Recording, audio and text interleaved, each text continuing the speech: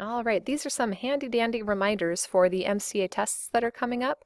We'll be having the tests from Monday, April 18th through Thursday, April 21st. Those are the reading tests. It's 2 days per team to take the test, and they'll be held during 4th and 5th hour on those testing days. Because we want to give you an uninterrupted testing window, we're going to switch schedules with the 8th grade teams for those days.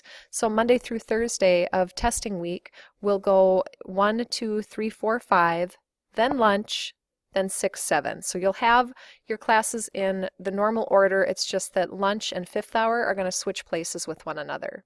In order to help us be able to last that longer stretch without food, we'll have to go till 12:45 when lunch happens on the 8th grade schedule.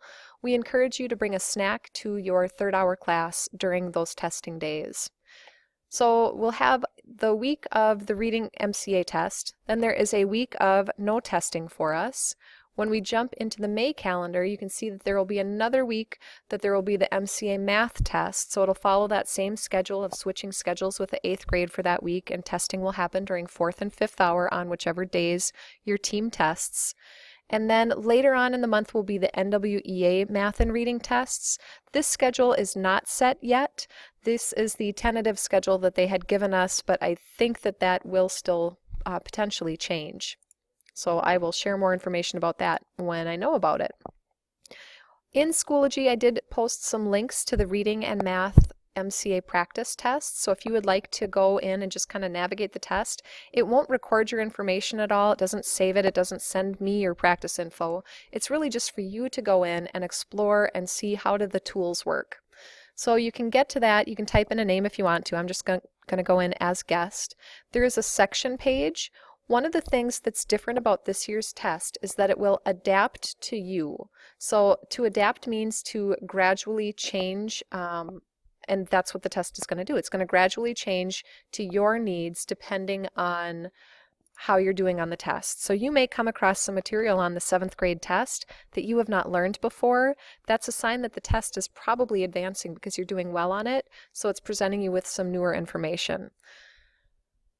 Because it adapts to you, one of our challenges is that, like last year, we could say, well, we've got 8 sections that everybody's going to take, and we've got 2 days for testing, so take 4 sections on the first day and 4 sections on the second day.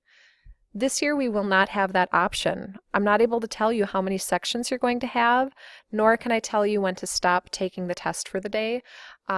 What I can tell you is that if you get to a section break, like you see this one, and you see that there's 15 questions, what you could do is you can raise your hand and ask your test proctor. You can ask them how much time is there left in the session. So if you raise your hand and I come to you and I say, you know, we've got 10 minutes left until lunchtime, and you can see that the next section is 15 questions. If you feel like you can answer 15 questions comfortably within that 10-minute time frame, then I would say go ahead and take that section if you'd like. If you feel like, no, 10 minutes and 15 questions, that feels like it's rushing it, then you're okay to stop, and then you can read the really good book that you brought with. Once you start the section, there are some different tools that I'd like to show you. Some of my favorite tools hide up here underneath this little person drop-down menu. The number one thing that I saw kids doing last year is that they really liked that feature of being able to change the background. So instead of doing white with black, they wanted to go with a white text on a black background. They found that that just was easier on their eyes. It wasn't so straining with a 2-hour block of testing. So that's one handy tip. I'm going to switch it back to the standard black on white. Another feature that's up there that you can use, I don't think it's quite as useful, it's the magnifier. It seems kind of glitchy and it just isn't all that great, but it's there if you'd like it. What's more helpful is this feature that I just brought up. This is it's the line reader mask. The line reader mask is for those of us that sometimes jump ahead in our reading and we have a tough time staying on the current line. The line reader mask can help block out some of that extra kind of noise of the text. So you can stretch it to different sizes. Once you've got a good window, you can go ahead and use your scroll bar to drag the text through that line reader so that you can stay focused on the current lines only. If you want to get rid of it, you can go back up here, uncheck it, and it'll go away. There is the option to grab text and you can highlight it to whatever color you'd like it to be, or you can get rid of the highlighting if you don't want that. There's a notepad feature. Not many folks find that useful, but some people like to be able to take some notes, so there's a spot for it. If you get stuck on a question and you feel like, I'm not certain about my answer, or I want to come back to this one, you can go ahead and bookmark it. That'll add it up here to the review tab. You can see right now I haven't answered any questions, so my not answered is at 15.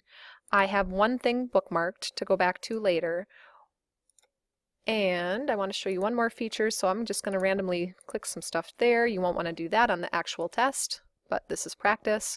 On the second question here, it's a multiple choice question.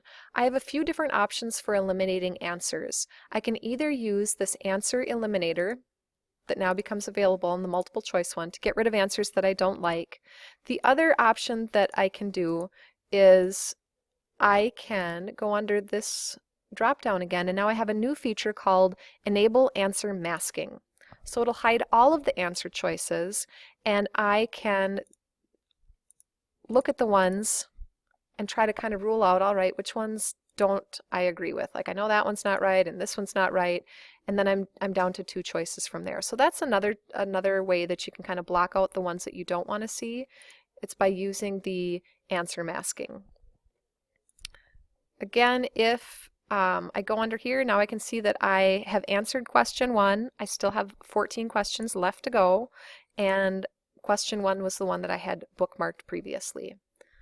Those are some of the handy dandy tips that I've got for you for checking out the MCA online tutorial. Again, it's practice. It doesn't show me your score. It doesn't record your score anywhere. It's just a chance for you to go through and see what the features look like. And I went ahead and shared both the math and the reading version. So if you want to get into either one of those and explore, you're welcome to do so.